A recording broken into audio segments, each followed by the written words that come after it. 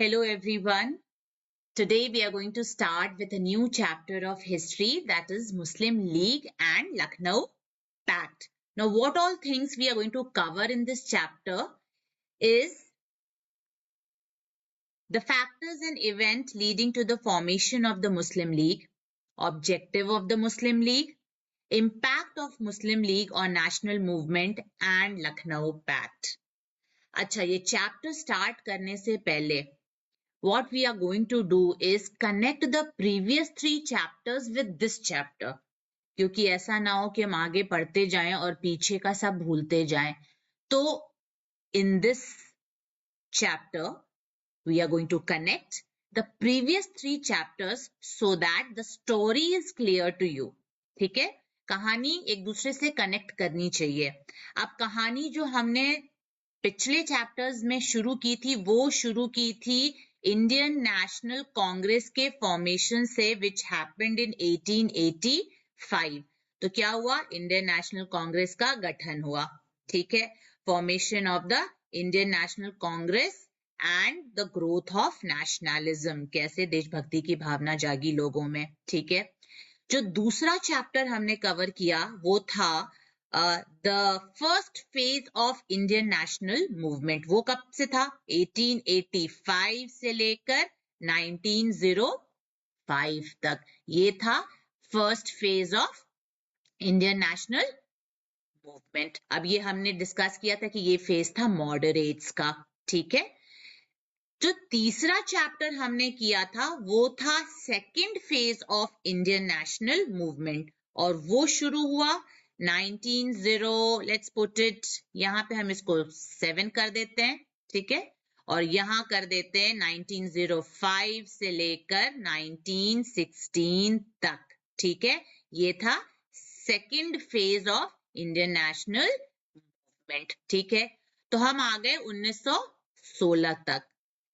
अब जो चैप्टर है वो है मुस्लिम लीग, और मुस्लिम लीग का फॉर्मेशन होता है 1906 में. कब होता है? 1906 में. ठीक है, तो जो सबसे वैलिड क्वेश्चन जो सबके दिमाग में आना चाहिए वो ये है कि जब इंडियन नेशनल कांग्रेस एक ऑलरेडी ऑर्गेनाइजेशन बन चुकी थी तो फिर क्या जरूरत थी मुस्लिम लीग की? मुस्लिम लीग पार्टी क्यों बनी? ये क्वेश्चन दिमाग में आना चाहिए टेक्निकली. ठीक है, बट ठीक है, अगर नहीं आया तो वो भी डिस्कस करेंगे. क्यों? क्योंकि कंफ्यूजन नहीं होना चाहिए कि क्यों एक ऑर्गेनाइजेशन के होते, एक नेशनल पार्टी के होते, दूसरी पार्टी वो भी धर्म के नाम पे बनाने की जरूरत पड़ गई. अब इसको समझने के लिए हम एक काम करते हैं, हमारे कुछ जो टॉपिक्स हैं उनको हम स्किप करके हम पहुंचते हैं आगे. So we will study about Sir Syed Ahmad Khan first to understand the formation of Muslim League. ठीक है, सर सैयद अहमद खान का जो पीरियड है वो 1817 से लेकर 1898 है. ठीक है, he was born in Delhi, और जो इनके फादर थे वो भी अकबर II के रूल में पर्सनल एडवाइजर थे उनके. ठीक है, तो इनकी जो पूरी फैमिली थी they were connected to the royal family, the Mughal empire, और they had all worked for the Mughal empire. अब जब ये ही वॉज अ ग्रेट एजुकेशनिस्ट, और जब ये पढ़ लिख गए तो इनको भी मुगल दरबार में ऑफर मिला कि come and join the Mughal emperor, but he was not interested. He believed कि जो ब्रिटिशर्स हैं उनके साथ काम करने में ज्यादा ग्रोथ होगी rather than the Mughal empire जो ऑलरेडी डिक्लाइन पे था, नीचे जा रहा था. ठीक है, तो he joined the British officials. ठीक है, उनके अंडर में वो काम करने लगे. अब होता क्या है कि he became one of the British loyalist. ठीक है, अंग्रेजों की के बहुत बड़े लॉयलिस्ट बन गए. He was also a social reformer. ठीक है, समाज के लिए उन्होंने काम किया. He regarded Hindu Muslim to be one कॉम. ठीक है, हिंदू मुस्लिम यूनिटी में वो बिलीव करते थे, और वो इंडियन नेशनल कांग्रेस को एक हिंदू पार्टी शुरू से कहते थे। जब इंडियन नेशनल कांग्रेस 1885 में गठित हुई तो उनका मानना था कि ये एक हिंदू पार्टी है और इसमें मुस्लिम रिप्रेजेंटेशन कम है, तो ये शुरू से वो बिलीव करते थे। उन्होंने एक कॉलेज स्टार्ट किया which was called Mohammedan Anglo oriental college eight Aligarh, जो आज की डेट में नाम बदल के अलीगढ़ मुस्लिम यूनिवर्सिटी के नाम से जाना जाता है। अभी 2017 में सर सैयद अहमद खान का 200वां जन्मदिन मनाया गया था and Pranab Mukherjee was the chief guest during that time. So you can understand he was the founder of Aligarh Muslim University, which was named as earlier named as Mohammedan Anglo-Oriental College at Aligarh. ठीक है, और यहाँ हिंदू मुस्लिम दोनों की पढ़ाई, he believed in the unity till that time, till this period, till he was not influenced by the Britishers. He believed that Hindu Muslim to be one comm, एक community है, कोई भेदभाव नहीं है दोनों में, and he opened a college eight Aligarh जिसमें उनका मानना था कि हिंदू मुस्लिम दोनों पढ़ेंगे, तो that was a sign of unity.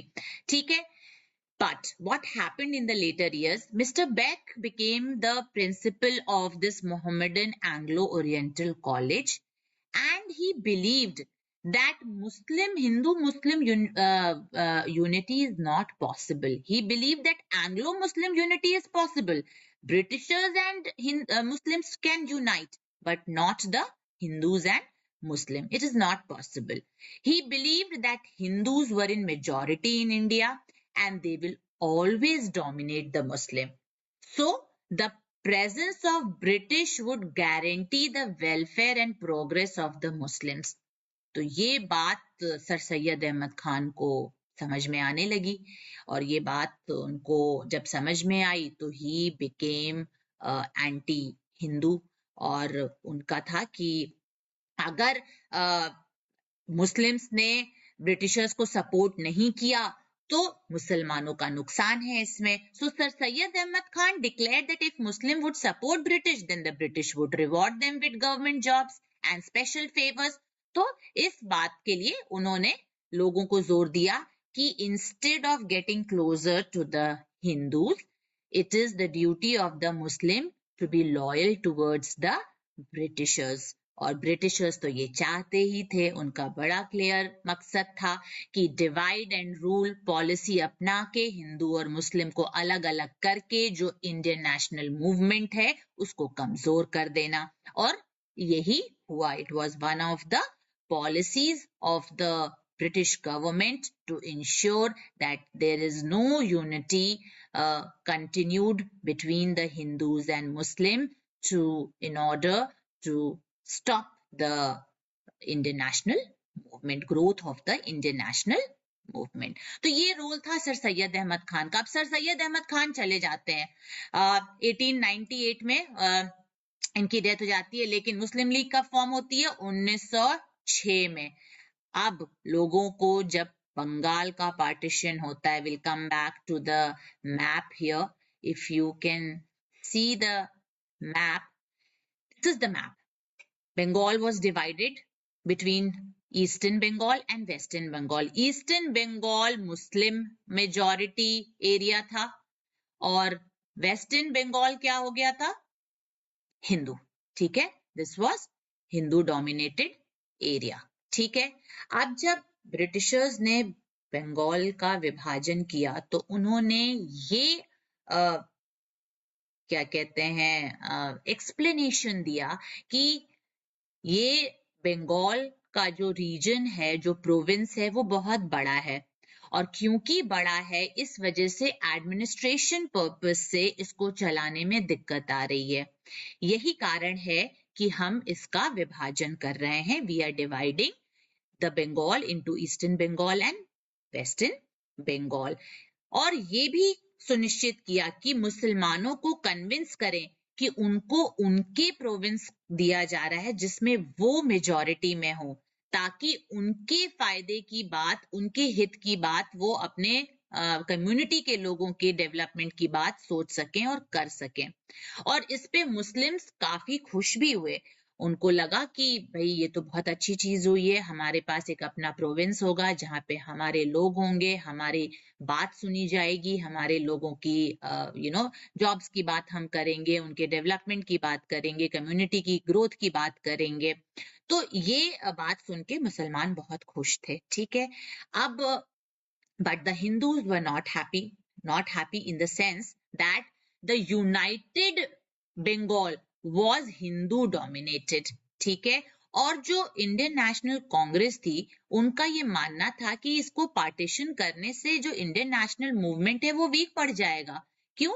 क्योंकि दो हिस्सों में लोग बढ़ जाएंगे, आइडियोलॉजीज अलग अलग हो जाएंगी, दूरियां बढ़ जाएंगी, तो उनको इंडियन नेशनल मूवमेंट को नुकसान पहुंचेगा इससे। तो ये इस चीज का वो अपोज कर रहे थे। लेकिन जो मुस्लिम्स थे वो बहुत नाराज हो रहे थे कि भाई ये क्या बात हुई, पहली बार तो हमारे लिए ब्रिटिश हुकूमत ने कुछ सोचा, कुछ किया, और ये भी हिंदुओं से देखा नहीं जा रहा है। तो देवर नॉट हैप्पी, इतने सारे प्रोविंसेस हैं इंडिया में, अगर एक प्रोविंस हमारे लिए हो गया तो क्या बुरा हुआ। तो all these thoughts were coming, and this is what the Britishers wanted. They wanted to divide the Hindu Muslim in order to slow down the Indian national movement. तो जब ये आइडियोलॉजिकल डिफरेंसेस हो गए कांग्रेस पार्टी में भी, तो गठन हुआ आपके मुस्लिम लीग पार्टी का, जहां पे जो मुस्लिम इंटरेस्ट थी उसको ध्यान में रख के ऑब्जेक्टिव यही था, भाई कोई भी नई ऑर्गेनाइजेशन का अगर गठन होगा, कोई भी नई पार्टी बनेगी, तो उसका कुछ एम होगा, कुछ ऑब्जेक्टिव होगा। और जो मुस्लिम्स थे उनका ऑब्जेक्टिव यही था, to protect their rights and interest, Muslim rights और इंटरेस्ट को प्रोटेक्ट करना। और इस ऑब्जेक्टिव से मुस्लिम लीग का गठन हुआ था।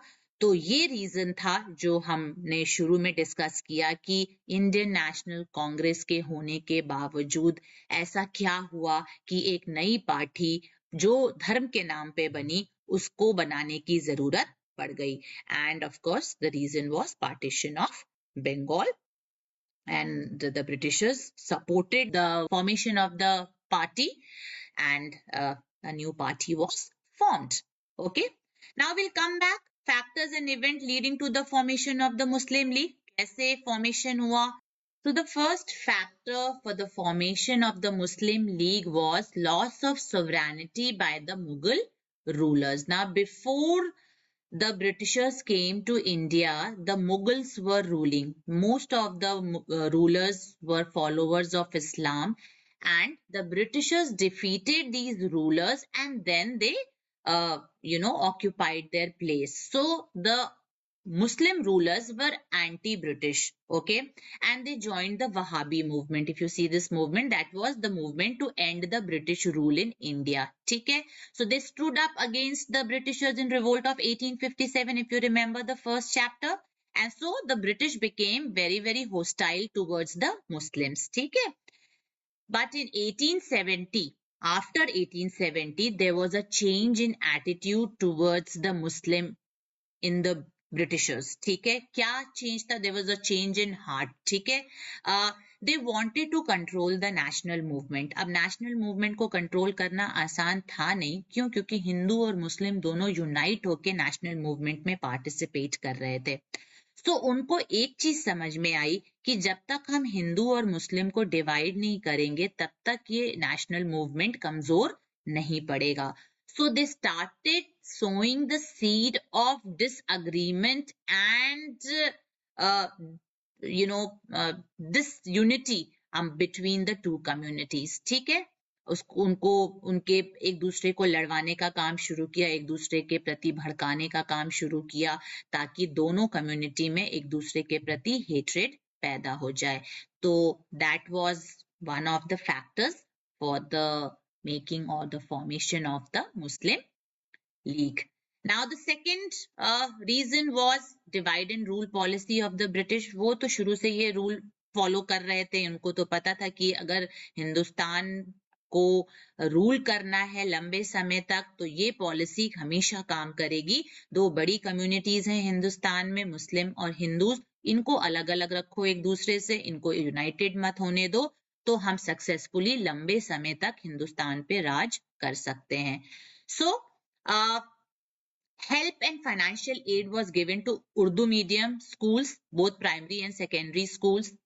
ब्रिटिशर्स ने एड देनी शुरू की.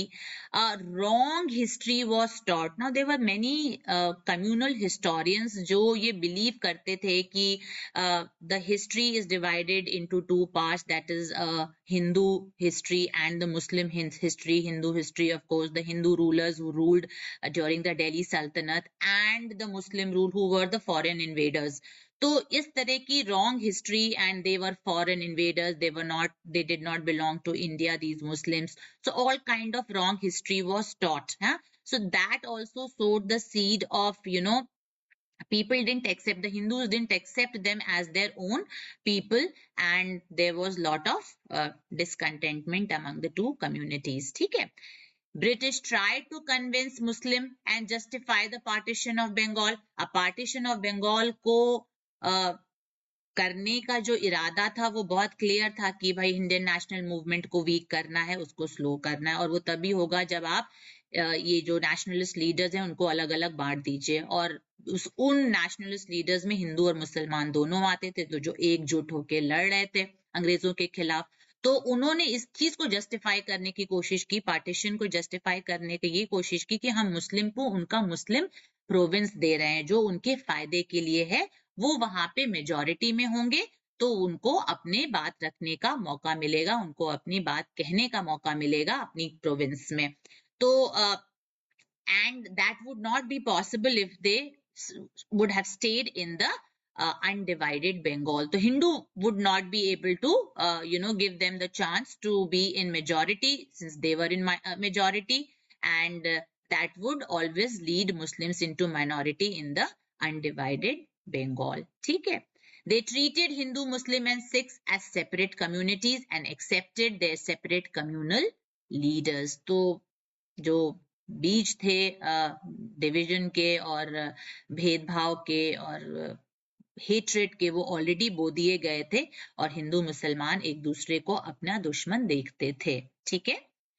Now, relative backwardness of the Muslim community. Now, Muslim community was little backward in the sense of Western education. ठीक है. जो Western education था, very few Muslims were educated, and they were not even recruited in the civil and the military services. यही नहीं, government jobs में भी compared to the Hindus, they were less in numbers. ठीक है.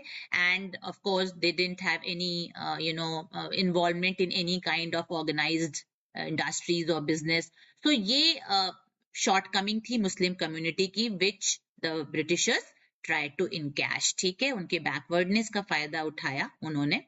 तो that was another factor.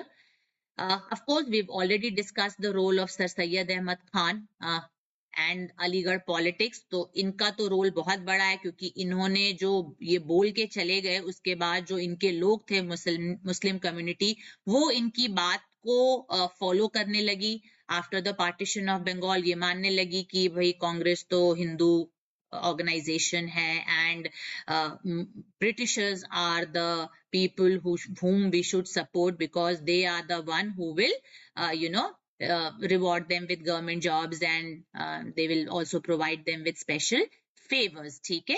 तो जो हम ब्रिटिशर्स के साथ रहेंगे तो हमारे वेलफेयर और प्रोग्रेस की गारंटी होगी. तो ये सर सैयद अहमद खान बोल के जा चुके थे, और इस चीज को बाद में उनको याद करके उनकी आइडियोलॉजीज को फॉलो किया जाता है मुस्लिम लीग पार्टी के फॉर्मेशन के बाद. ठीक है. Now,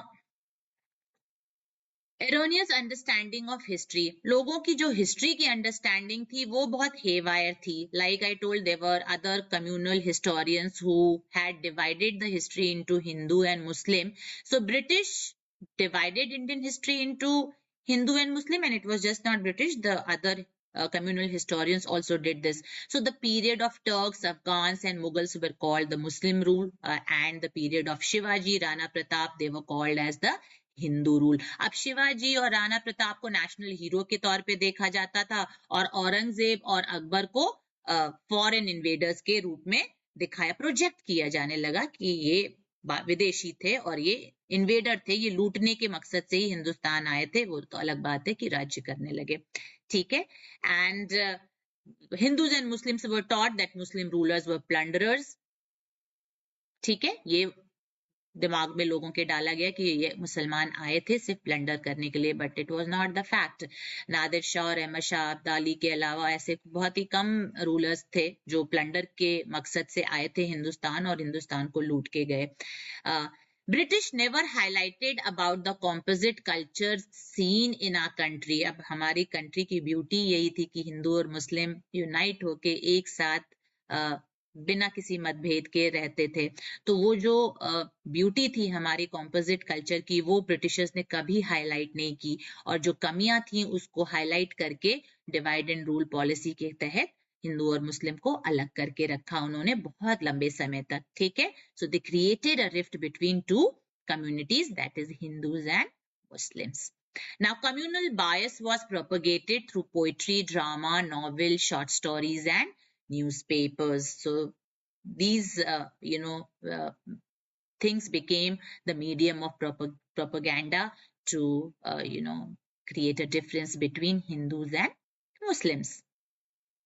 Now, rise of assertive nationals. ये भी एक कारण था मुस्लिम लीग के फॉर्मेशन का. जो assertives थे ना, some steps of the assertives leaders, they decreased the national unity. उनकी जो ऐसी assertive जो उनके आइडियाज थे, आइडियोलॉजीज थे, उसकी वजह से कई सारे जो लीडर्स थे वो they left the party, or they were not agreeing with the assertive nationalists, so that created a sense of disunity in the leaders also.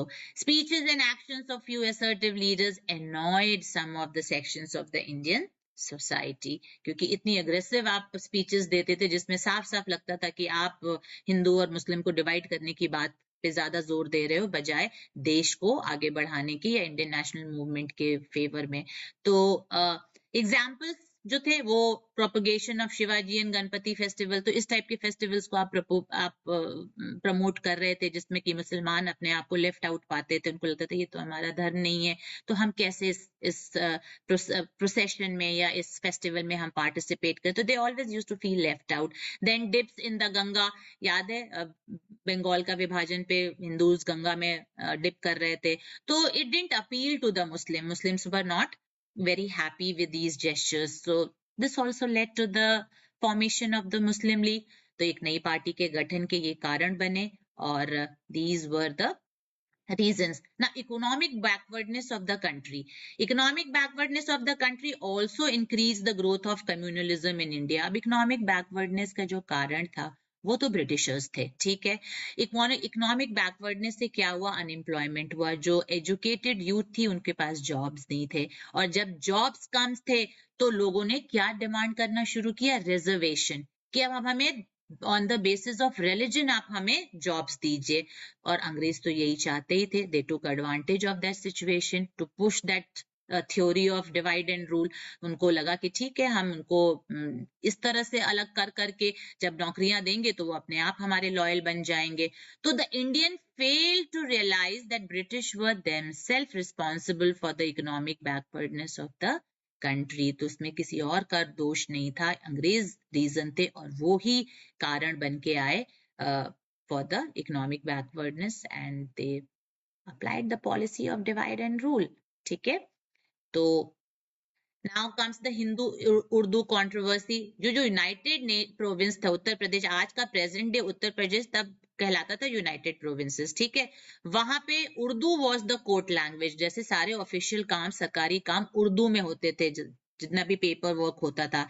तो जब कुछ sections of the Hindus they oppose to it, तो the Britishers passed the law that both Urdu and Hindi will be the official language or the court language. इस बात पे जो मुसलमान थे वो बहुत नाराज हो गए. उनको लगा कि भाई सदियों से यही चला आ रहा है, and this has been, Urdu has been our court language, so why is it being changed?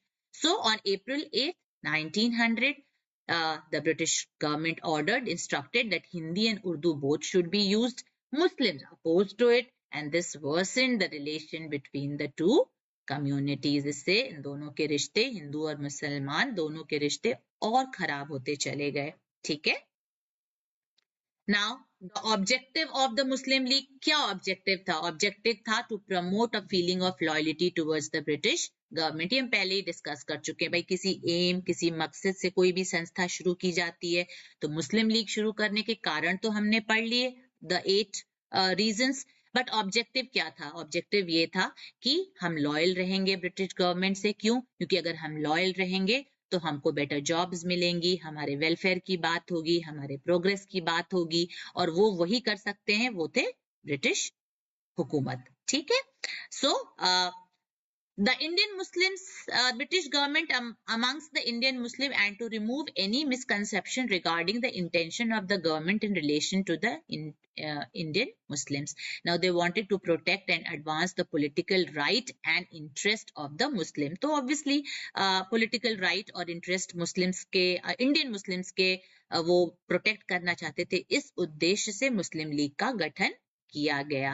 And of course to place their needs and aspirations before the government in a mild and moderate language. एक platform चाहिए था जिस platform से जो मुसलमान थे उनके हित की बात वो अंग्रेजों से कर सकें और उनके अधिकार के लिए वो अपने राइट्स के लिए वो अपना हक मांग सकें।